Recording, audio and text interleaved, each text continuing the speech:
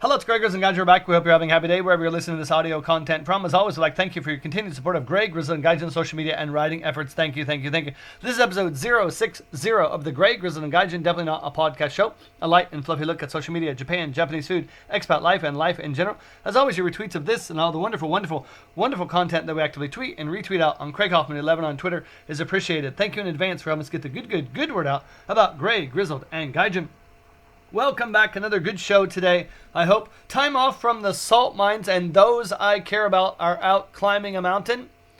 I don't do that particularly. I'm not a nature lover. I'm not an animal lover.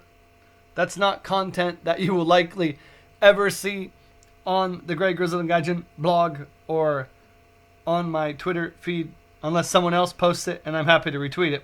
As I always tell my lovely wife, quote, please take a picture from the top for me, end quote. Sorry to disappoint there. But I've been able to enjoy passions, and one of my passions is helping young and aspiring writers, bloggers, to improve their work and give feedback when they ask for it. Usually I'm knee-deep in my own writing as well as my company, but for a couple of weeks here at the end and beginning of the new year, I'm able to enjoy helping folks and hopefully provide feedback that they either couldn't get from other people or perhaps even couldn't afford, depending on the situation. And we'll talk a little bit about that. I also want to talk a little bit about what I do, particularly when I beta read something versus critically critiquing something. It doesn't mean I have every answer. It doesn't mean that I'm able to make your book a New York Times bestseller. But I've been at writing and editing a long time, all the way from my academic days to the present, and translation as well.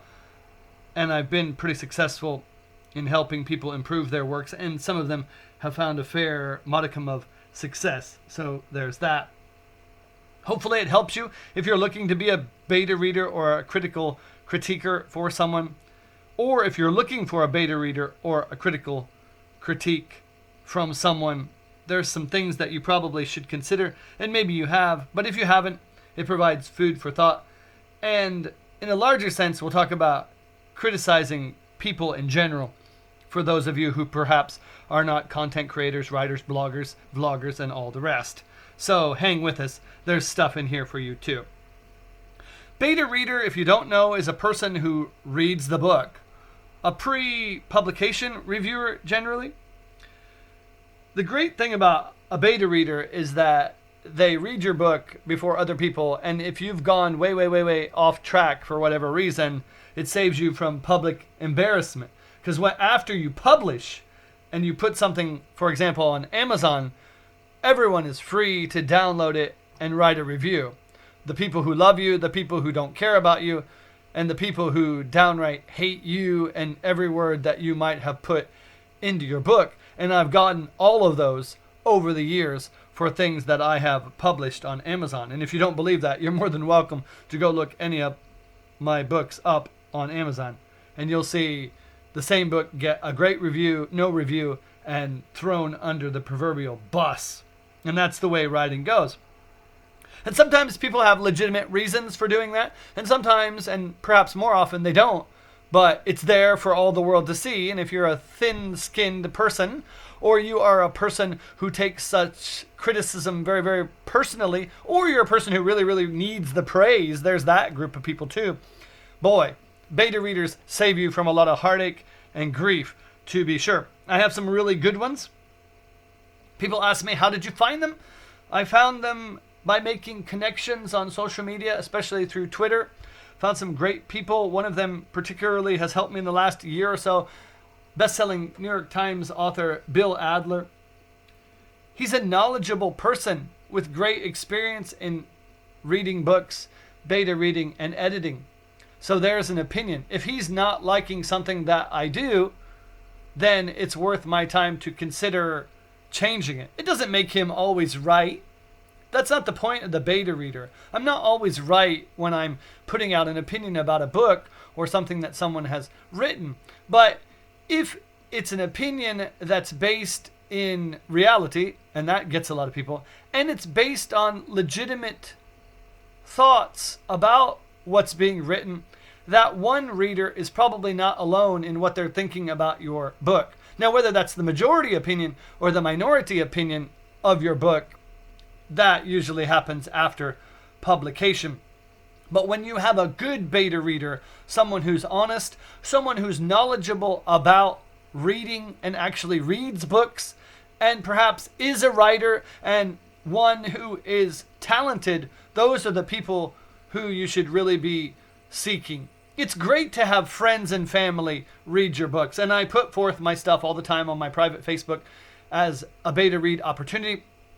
First of all, the problem is very few people take me up on that. They're busy, they have big lives, and they have more important things to do than just reading my stuff. The second part is most of my beloved friends and family are not writers, editors, and the like. And some of them are not even avid readers. I think something like 1 in 4 Americans read a book last year. So you're fighting that uphill battle. So generally, when you go looking for a beta reader, you should probably ask people who read books, who like reading books, and who are actually knowledgeable about what's a good book versus a bad book in a general sense. They don't have to be world-class authors and editors, but they should be at least educated in the English language if you're writing in English, and they should be able to provide more than "that's nice" to something that you poured your heart and soul into. At least that's my opinion on that. So when I beta read people, I generally leave the grammar and editing alone. That's for other people to take care of. But I try to find problems in the story. I'm looking for a mix of dialogue and action. A lot of younger writers tend to tell you rather than show. That's not my idea. You could go in any number of writing, critiquing videos for that. But people have a tendency to tell their story rather than show their story. And I fell into that early when I was writing a lot of my stuff. It happens. It's not a crime. It's easily fixed. It just takes a fair amount of rewriting and editing. People tend to go heavy on exposition when they're first writing the story. They're very anxious to get that story out and on a page. And the pacing suffers from long areas of exposition. Personally, and it's generally my style, I like a mix of dialogue and exposition. I like exposition in the dialogue. People suffer too from similar kinds of gestures, hands on hips, hands on head. There's nothing wrong with that, and your characters should have some physical action, right?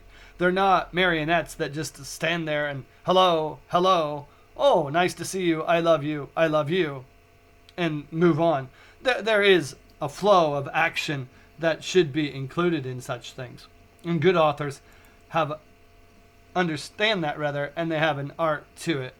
So, I read a lot of stories, his shoulders shrugged, he lifted his head, he pointed his finger. Those are all good, but if you're not careful, you have like 6 characters turning their heads. He sighed, he sighed, he sighed, he sighed. Not a big fan of that. I just think it slows down pacing. And there would be people who would disagree with that. And that's their choice. When I also beta read, I'm looking, and I was talking about that today with something I had read, about a page turner. I'm big on books that keep me wanting to turn to the next page, especially at the end of chapters. These days, especially even on Amazon, you're paid for how many pages someone reads. If they get bored, they stop reading and you stop making money. That's true, especially in their Kindle Unlimited program. So you have to be very aware that if it's boring, then people will stop. And if you are publishing a lot of books and you're able to make a few bucks off the page turns, it behooves you to have a book that keeps people sliding to that next page, especially in the e-reader format. A regular book, maybe it matters a little bit less. They've already bought the book, but I know in my particular case, I'm always happy to see people make it to the end of the book and my page numbers go up. I know that not only they're downloading the book, but also reading it, which is good for me long term. The critical reading is different.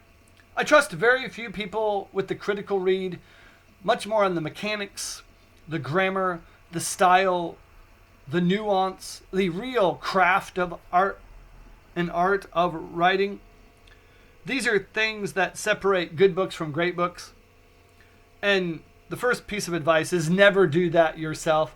You should always go through your own writing. You certainly don't want to send somebody something that looks like it was written by the village idiot. That's bad.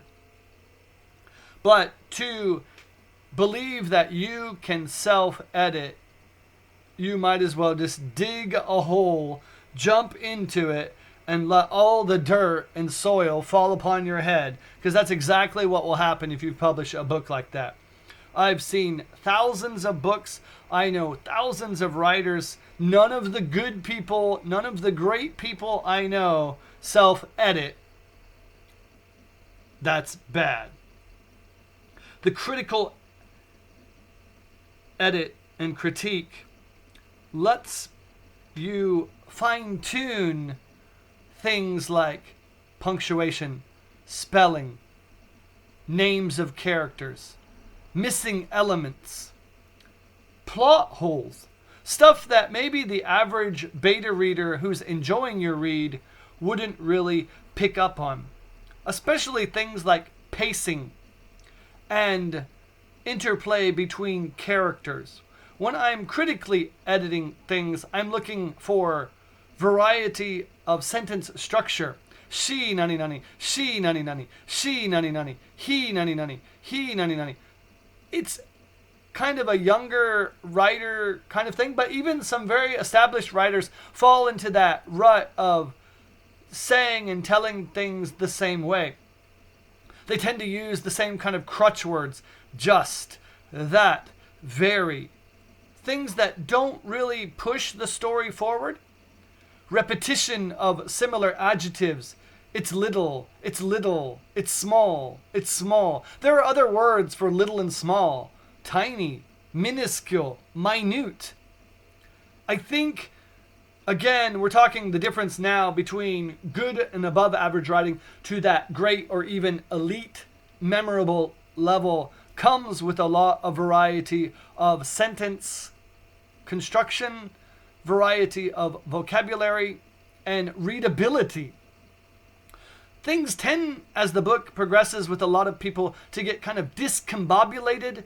They run out of ideas, and you can tell that as they're writing it, they're trying to figure out in their mind, where am I going? But they don't really focus on where they are, and they sometimes even ignore where they have been. And that critical reader can really kind of say, hey, from point A to point B to C doesn't really work for me. And I know when I personally critique people, I'm a bit harder, and I'm a bit colder, and I'm a bit emotionless.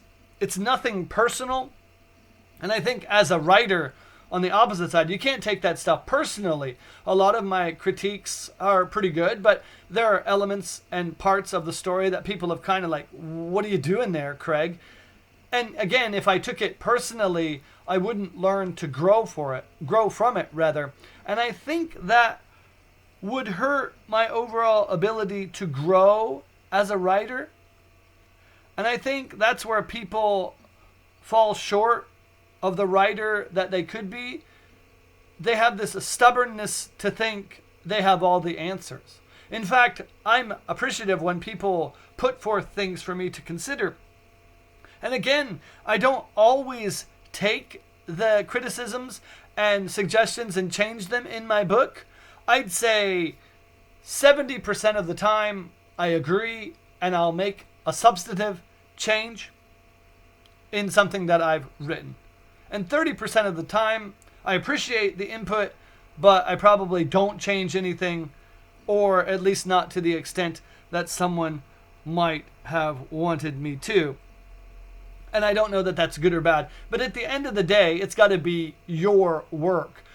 The opposite thing about getting a lot of beta readers and getting a lot of people and editors to read your book is that you're going to get likely a variety of opinions, and then you have to pick a path.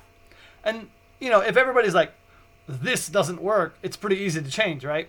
But if half of the editors and half of the beta readers are like, I like this, I love this, and 3 or 4 people are like, I hate this, that's a conundrum.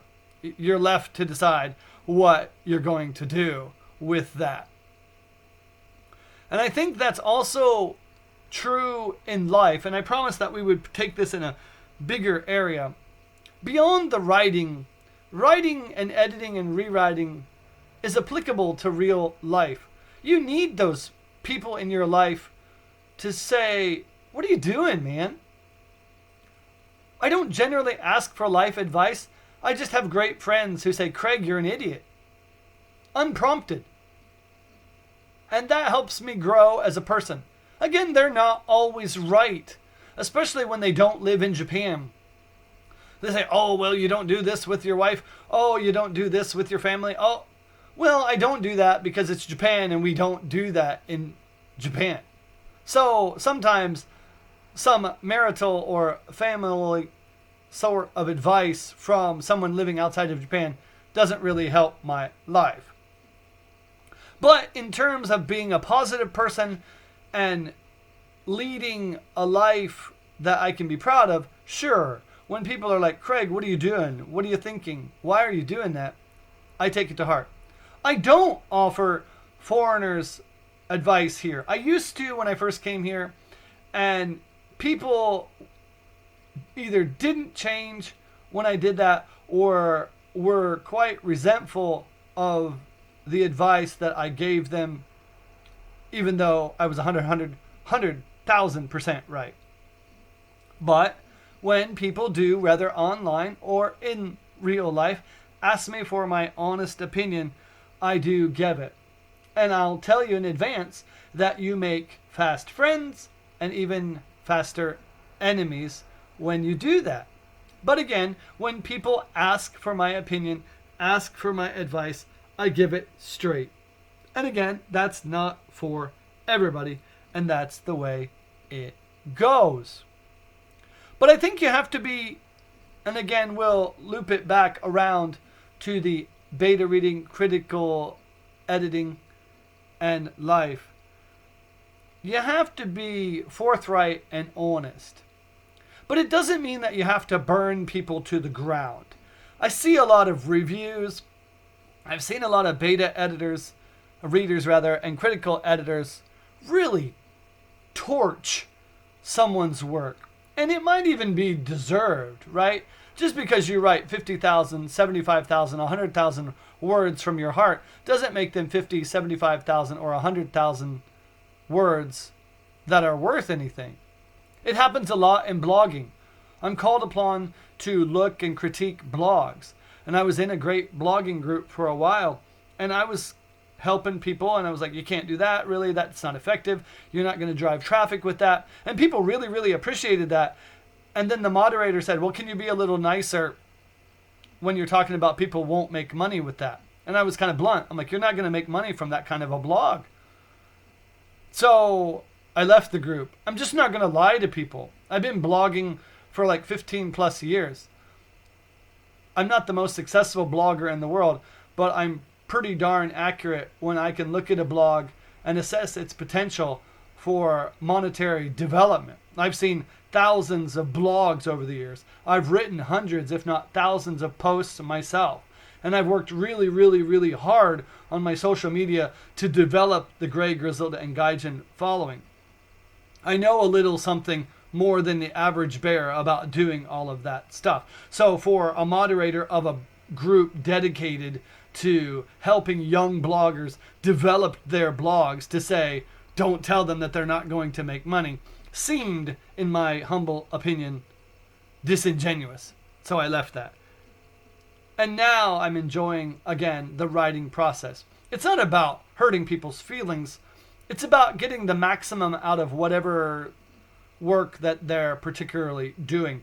Every writer has a talent ceiling, and I've talked about that before. Every work has a ceiling.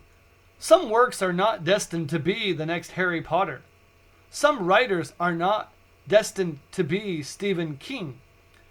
But I think every writer has the potential to maximize whatever writing ability and time and energy and effort that they can put into it, as well as maximize the potential of any particular work that they're putting out there. And again, it doesn't mean that people are going to become New York best time selling authors. It doesn't mean that they're going to get published. It doesn't mean that they're going to get 500 reviews of people who love their work to death. It doesn't mean they're going to get a TV deal or a movie deal, which is a lot of my dream as a writer and content creator. But it means that they can hold their head high knowing that they produced something that they personally can be proud of. And for me as a writer, that's most important. When my good buddy and editor Braden likes something I wrote, or Bill Adler, who I respect, or other respected friends and authors like and are entertained by what I have written, that's enough for me. All of the rest, the fame, the fortune, the money, the movie deals, the TV deals, the publication deals, would be wonderful, and I'm not against that. But at the end of the day, to call myself a writer is enough. And I think that's probably the last part. In life, you are what you are. In my daily life, I teach English. I've been in Japan almost 15 years. I'm a married person. I have those that I care about. And I look in the mirror and I can say, this is my life. And that's enough for me. But I know a fair amount of people who look into the mirror and they focus on what they aren't. And I can tell you that when I turned 40, I fell into that trap. I'd look in the mirror, I'd say, is this all I am? And I was talking to a foreigner about 2 weeks ago. He said, none of us here grew up wanting to be an English teacher. And I said, that's true, but that's what you and I are. And if one was not satisfied with that, I wonder why they would keep doing it. And the foreigner got really quiet. It's like, there's nothing else to do in Japan, and this is what it is. Japan doesn't give foreigners opportunities, and there's nothing else for me to do. And I said, have you tried anything else in Japan? No, that's... So you've become your own judge, jury, and life executioner by not even reaching out, trying to see what you could do. And we left the conversation at that. And I think in writing, that stops a lot of people too. I'm not going to get the TV deal. I'm never going to get published. I'm never going to be a successful blogger or writer or novelist or short story or essayist. And then you look, what have you written? I hope to finish a book. I hope to finish this essay. I hope to start a blog. There's a lot of hope, but very, very little action. And I was telling again, as I often do with a lot of the books that I read, show, don't tell. So when people come to me and say, I'm not a writer, I can't do this, I can't get people on Twitter, I can't get people to follow my blog, I say, what are you doing to show people that that's what you want them to do? And I get that in the larger context of people in Japan who are foreigners who want this grand existence in Japan. And they tell me about all the things that they want to do and they want to accomplish and they want to be and they want to see. And they show me none of the effort for even step one of the effort and action that it would take to reach those goals. And you'd say, people are just afraid to fail. But personally, I find more people are afraid to be successful. Because if they got their dreams and they made effort and they made it to have opportunity to do something else, they wouldn't know what to do with the rest of their lives. If I had a movie deal tomorrow and I was sitting in a movie theater surrounded by A-list Hollywood stars viewing the premiere of my movie, the very next day I would work on the next project. Because I wouldn't be satisfied with just one moment of success. I'd want the next one. That motivation to keep turning the page, not only in my books, on my blog, but in my real life. So as you seek in this new year of 2020 to go perhaps in a new direction in your life. Make sure that you're writing a story that keeps you turning the page. That's it, and have a great, great day.